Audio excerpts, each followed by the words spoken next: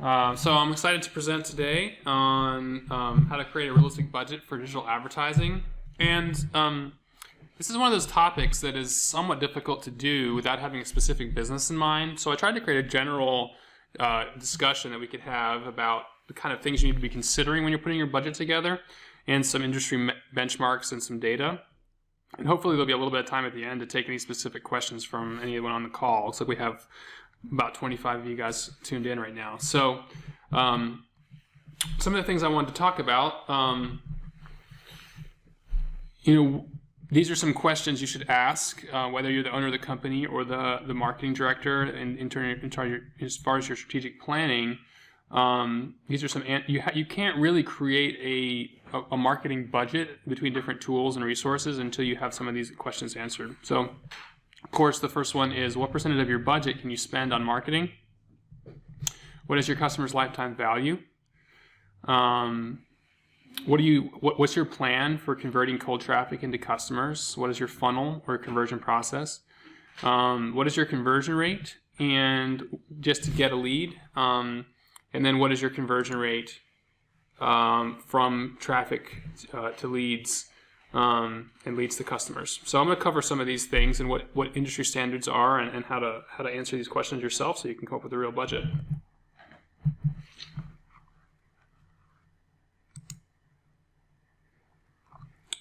So this is a little quote that I put in here. You really have to know what a visitor is worth. You have to know what a lead is worth. You have to know the lifetime value of a customer before you can even start the budgeting process. So, what is your marketing budget as a percentage of revenue? And the average range, based on some research that I did, is between 0 and 40%. So in very competitive, high-growth industries, especially venture-funded businesses that need to grow to reach their next investment and are not quite as concerned about profitability, it can be as high as 40%. Obviously, some businesses don't spend anything on marketing. They have their client base, and they're just communicating with them, or they have a really great location and they don't need to do any marketing. Or there's various reasons why you might have a 0% marketing budget. We often see the more realistic curve, part of the bell curve, being between 3 and 20%.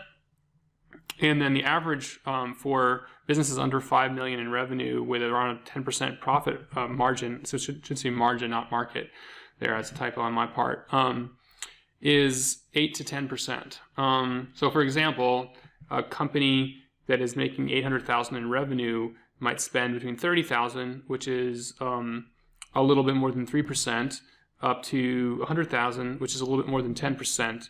And they might see even more than 100,000, because 20% would be 160,000. So just wanted to point those out. That there's that range that's pretty normal, and this is primarily on marketing advertising expenses. This wouldn't necessarily also include the salary of the marketing person on the team.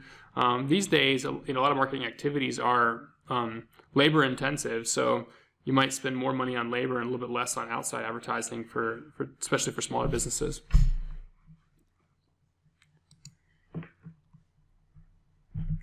So this is an important note. The higher your lifetime customer value, the more you can afford to spend on advertising. So if you have a business where you know that your customers over the life of the business are going to spend an average of $10,000, then you can spend a couple $1,000s, like maybe close to $2,000 on the advertising to get a new customer. But if they're only going to spend $100 lifetime with your business, then you wouldn't want to spend nearly as much. You might only be able to spend $20. And for those smaller ticket items, especially for businesses that don't have a high repeat customer base, that makes marketing very challenging, because it can be very difficult to find ways to get customers that cheaply for less than, say, $20 per customer.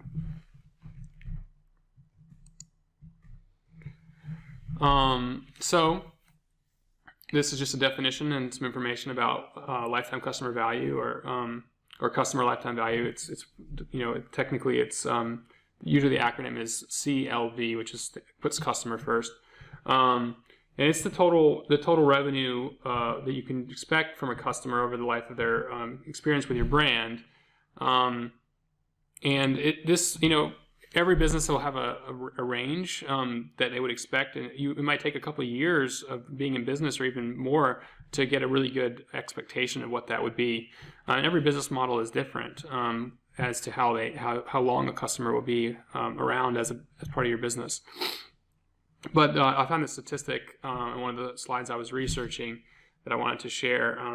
It's customer is greater than 50% likely to buy from you again, but through most channels, it's customers are traffic is less than 10% likely to convert from cold traffic. So that means it's often a lot less expensive and a lot more likely to re-engage existing customers than it is to get new ones. We certainly see that with our business. And so it's important to understand that it's probably worth, you have to spend more to get a new customer, but you have to factor in future purchases when you determine how much you can afford to spend if you want to grow a business. And nearly all businesses can do more than they are currently to sell more products to their established customers, which is really outside the conversation we're speaking about today. I just wanted to point that out. So in order to understand what your marketing budget can be, you have to have a well-defined process for converting traffic from advertising or marketing into your purchase process.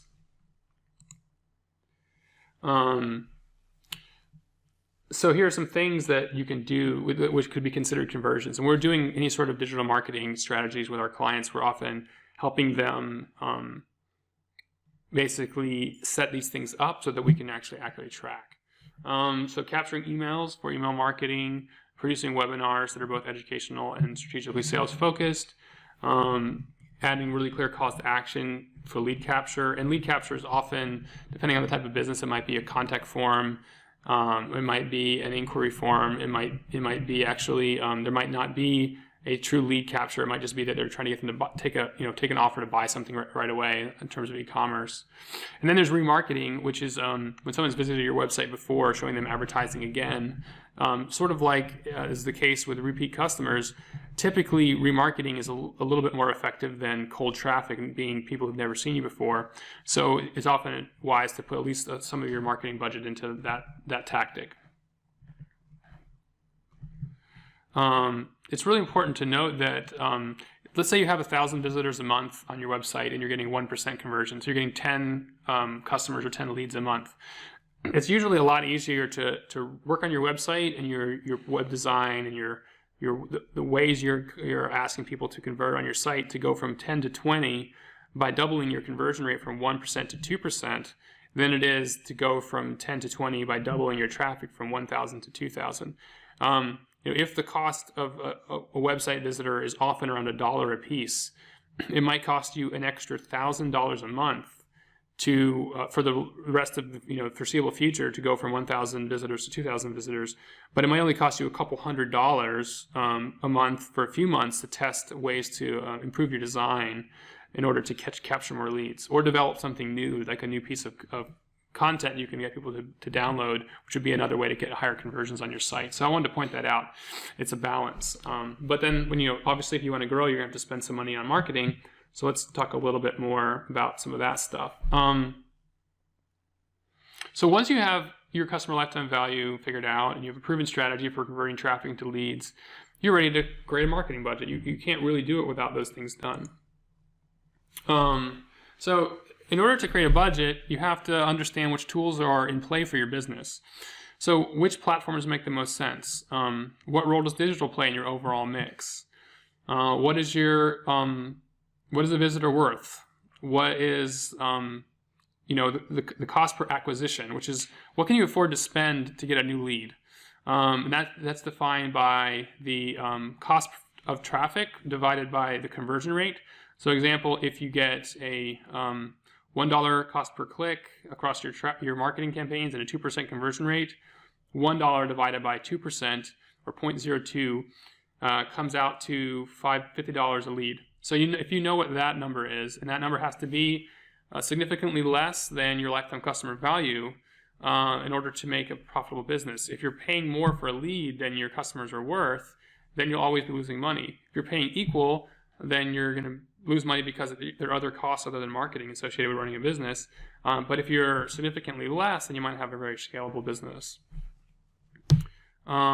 Ideally, the cost per acquisition or the cost per actual conversion to a customer is less than their first purchase. But in some cases, you have to build a business around paying more for the first purchase because you know over time they'll buy more from you. That's especially true for subscription business models or businesses that really have a high retention rate.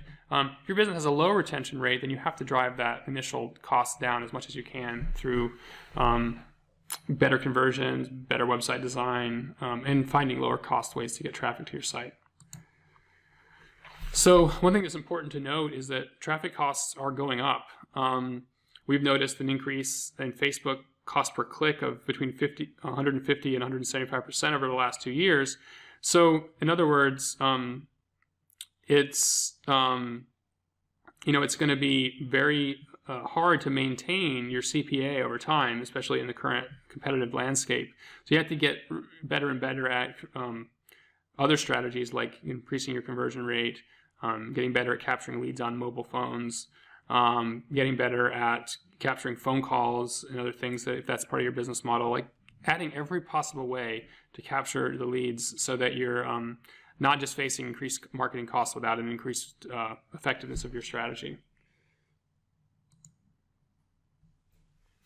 So I think it's important to note that I feel that small businesses especially need to be really selective what they choose to do.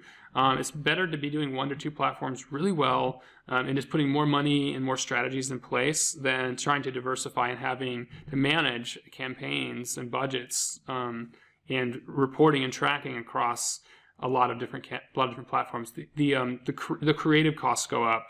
The data analysis costs go up. And the management time goes up, and it may not be necessary. You may be doing that to manage 3 or 4 campaigns or entire platforms that are not performing as well as your top 2. And unless you're just maxing out your budgets, which is unlikely for a small business, then there's a pretty good chance you should just put more money into the ones that are working. So it's okay to test new ones from time to time, but don't feel this obligation to try every platform or to stay on platforms too long if you're pretty confident that they're driving a lower return. That said, there's a chance that there's a platform you're not using that would be the best choice. So that's where it gets tricky to figure out. But for example, some of our clients, I'm feeling like they might be best off with focusing on Pinterest over Facebook, or balancing Pinterest instead of AdWords or other options as another platform. I think Pinterest is increasingly a good option for e-commerce businesses to be considering. And Instagram's emerging too, so there's a lot of questions about what the return will be there. It really depends on how well you can convert mobile traffic. So I want to talk a little bit about costs. So your budget is going to be derived based on what a lead is worth, how many leads your business can handle in a month, and what you can afford to spend on advertising. Those are usually relatively fixed, although often you can scale the number of leads you can manage by hiring more salespeople and more customer service people. And you can usually scale your marketing budget by taking on investment, borrowing money, and things of that nature, depending on your goals. One thing you can't change too much is what a click is going to cost. On Google AdWords, we see ranges from as low as 25 to 50 cents and to as high as well over $10. But the average across a lot of industries is in the $1 to $2 or $1 to $3 per click range. For more competitive service industries and like anything to do with legal or anything where the purchase price is all really high, like new cars and other things of that nature, the price is going to certainly go up. Well above $1 or $2, but this is sort of a standard across the entire industry.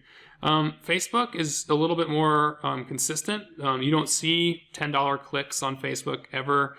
You certainly don't see higher than that. You rarely see over about $3 on Facebook, and you rarely come under 20 cents. But a lot of the campaigns we're running right now with mid-sized audiences, a couple 100,000 people that we're targeting, up to the low 1 million, 2 million range is often the target audience size we're working with.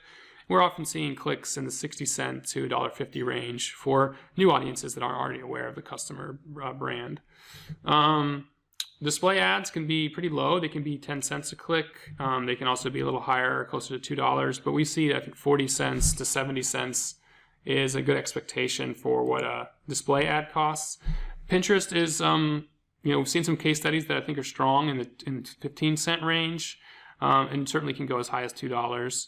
Twitter, we've seen $2 to $4 a click. It's pretty high. There's not really many clicks you can get below $2, which makes it a questionable decision for most businesses to spend much on Twitter advertising. And remarketing clicks, they're often in a similar range to display, although it's a little bit, unless you have a ton of traffic, the low end is not going to be quite as low, but the high end will also usually not be quite as high, although I put the same kind of max cost per click for remarketing at around $2. So this is, all this stuff averages out to between like 50 cents and $1.50 across all these platforms for what a click's going to cost you.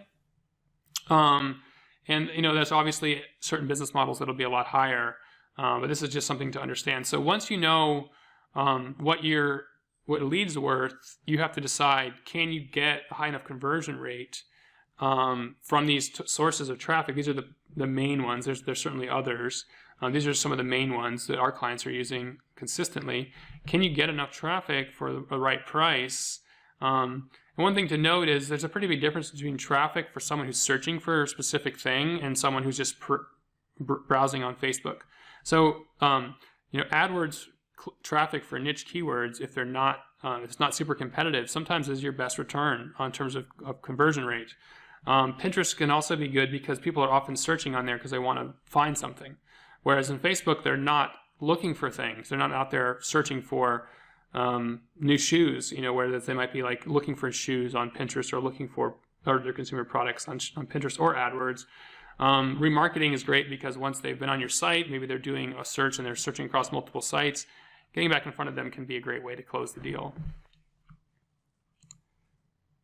So what percentage of budget goes to digital? We see 25% in some cases, and in some cases we have clients that don't spend on anything other than digital. So that's 100%. Once you have decided what percentage of your budget is digital, then you want to choose the platforms based on the previous slide and your other insights that you might have. AdWords is great when you know that there's a search intent for what you're offering. Facebook and Pinterest and Instagram are great for consumer products, and LinkedIn is great for business services and business-to-business products. Didn't mention LinkedIn in the pricing slide, but it's on the higher end. In fact, it's one of the few platforms where it's really hard to come under $3 a click. We're seeing a lot of $3 to $5 clicks on LinkedIn. So you have to have a high conversion value in order for LinkedIn to work for you. You might expect to come in at over $150, $200 per lead from LinkedIn, but if your business can make $5,000 to $10,000 on that sale, it might be worthwhile. I was going to just add a question, and Justin. Yeah, and I'm at the end, so we can open it up for questions at this point. Yeah, I wanted to throw out the question: do you feel like in the business-to-business world, you typically see the advertising costs go up? Because I would say, in my experience, most B2B organizations or companies I've worked with, it just seems the average cost per click is higher. Certainly, yeah. Not 100%, but I see it a lot frequently. I would say almost entirely, because business-to-business transactions are usually larger. People aren't going to buy. I'm trying to think of something that's low cost. You're not going to buy like a new mouse for your computer on a B2B transaction. That's a consumer transaction. You're going to buy, you might buy like a major repair service or a consulting service that, is in the thousands of dollars. You might be buying legal advice, or you might be buying like a large order of something. Like when it does come to like small item products in the B2B realm, they're usually huge orders. So even like the paper goods, you're not buying a ream of paper, you're buying a pallet or truckload in the business to business side. So if someone's looking for commercial paper distributors, then they're going to be looking to buy something bigger. So then the value of that customer lead is a lot higher. So we do have a question here from Ashley, which is, how would you change these priorities for a membership-based nonprofit?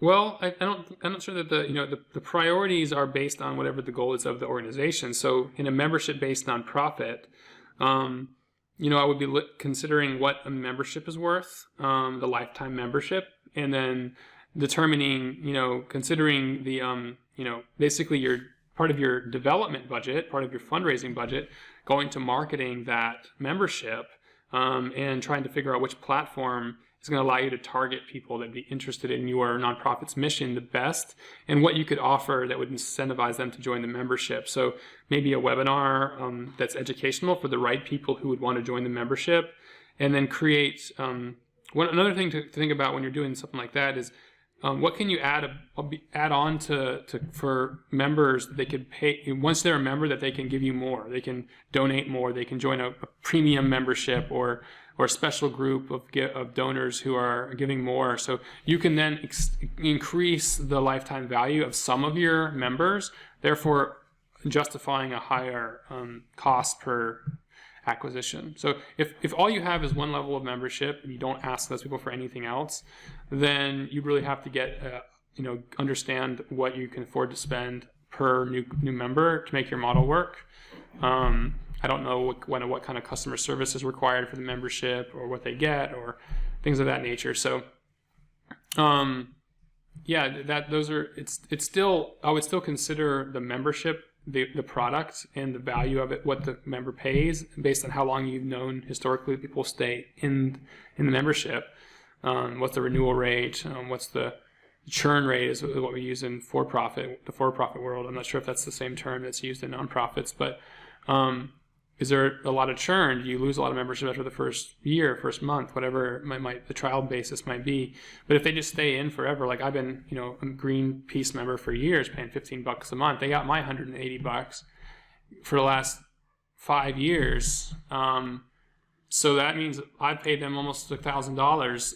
That their direct sales approach was to have volunteers on the street corners in front of the office when we were downtown. And that's how they got me. And I just gave my credit card on the spot. And I want to cancel actually to move my money somewhere else, but I haven't gotten around to calling them. So there's a barrier of exit. It's just for $15 a month. It's higher than I've put in the effort for yet. I also have a membership at the theater downtown for $25 a month that I'm probably going to cancel as well. But I've been on there for years, and that's $300 a year that they're getting from me long term. And just to throw out one final question about basically the lifetime customer value, I want to be clear with everybody that you have to, it's not an exact science, I guess is my point, right? So it's especially hard when a company has a lot of products and services, and you might have some customers that buy, I'm thinking of, there's lots of different examples, but clothing store would be one. Like someone might come in and buy one shirt, and then someone else might come in and buy a shirt every month or every quarter. Someone else might come in and buy their entire wardrobe there and go online and buy stuff online and become a very avid customer. And other businesses have much broader product offerings from price point. So, you go into a car dealership, and that's not a great example because their range is like the lowest end car to their premium car. But some places, like Walmart, you go in, you can buy something for 50 cents, or you can buy something for $5,000. That's probably toward the higher end of what you could buy at Walmart. But and how frequently you go and how long you keep going there, all factors into lifetime customer value. So when a company of that size obviously has 20, 30, 40 years of data, and can just keep tracking that over time, and then they know what lifetime customer value is of different demographics, even like men, women, age groups, regions of the country. What kind of people who come in and buy a gun might be a great lifetime customer value.